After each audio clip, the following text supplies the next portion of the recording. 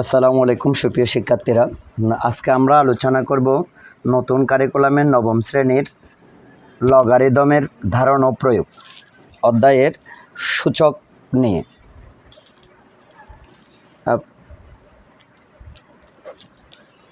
সূচক হচ্ছে একটি সহজতর গাণিতিক প্রক্রিয়া যার সাহায্যে আমরা বড় বড় সংখ্যার গুণফলকে খুব সহজে উপস্থাপন করতে পারি।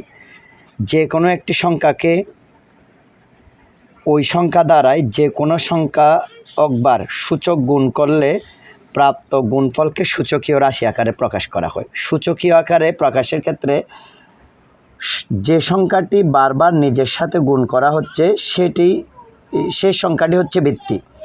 যেমন আমি 2 গুণ 2 গুণ 2কে 2 দিয়ে বারবার কি গুণ করতেছি, এখানে ভিত্তি হবে 2টা, আর 2টা কতবার গুণ হলো, 2টা হচ্ছে 3 বার গুণ হলো, এই 3 হবে তার সূচক।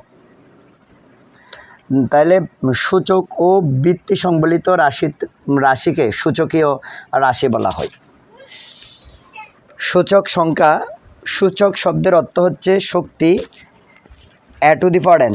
যেমন লিখলাম a to the power n, এখানে n সংখ্যক a ক্রস n সংখ্যক a, অর্থাৎ n সংখ্যক a এর ক্রমিক গুণফল হচ্ছে কি সূচক সংখ্যা।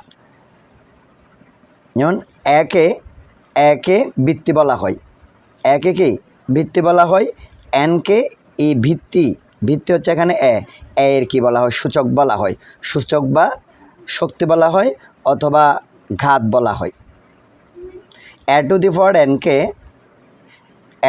n কে a এর nতম ঘাত বা শক্তি পাওয়ার বলা হয়।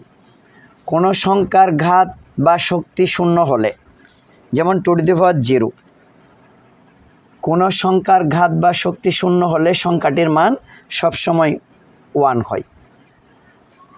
কোনো সংখ্যার ঘাত বা শক্তি 1 হলে সংখ্যাটির সূচক 1 সাধারণত লেখা হয় না। যেমন 2 to the power 1, এই 2 to the power 1 এই 1টা সাধারণত লেখা হয় না, এই যে 2